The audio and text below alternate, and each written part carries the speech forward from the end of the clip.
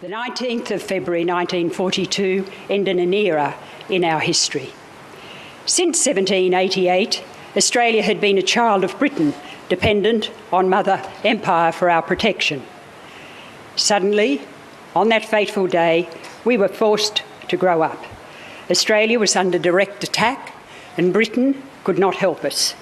The Australian Prime Minister made an impassioned call to America for help, and that help was generously forthcoming. It was the unimaginable day, beginning a series of raids around northern Australia that together mark the first time our land has been attacked in war. Our distance from the hatreds of old Europe was no longer a protection. Our peacetime complacency had become a potent setback in war.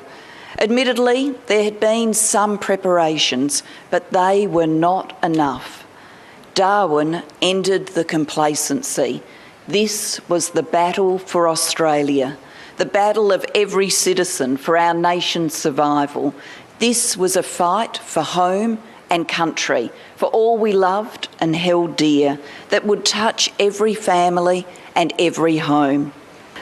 Today I speak as a resident of Darwin prior to the Second World War and as the daughter of a man who played a significant role during the war.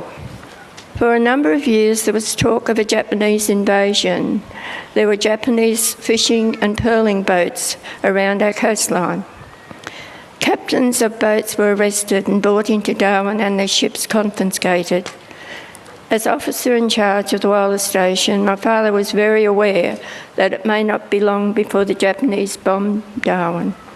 Everyone in the local community were aware that that could happen. The authorities were now suggesting it may be a good idea to evacuate women and children back down south, away from Darwin. Amalgamated Wireless suggested their officers evacuate their family. I have read in report 3,000 people were evacuated from Darwin before the first air raid. My father remained in Darwin. Luke Kernock was on duty alone at the wireless station on the 19th of February 1942. When he received the message from Father McGrath at the Roman Catholic Mission on Bathurst Island, telling of a huge flight of bombers passing overhead bound for Darwin, the call was acknowledged. Luke Kernock telephoned this message to the RWF operations room immediately. It was received at 9:37 a.m. Operation room, it was immediately received at 9:37 a.m. My father was shocked. There was no alarm sounded until seconds before the first bombs began to fall, shortly before 10 a.m.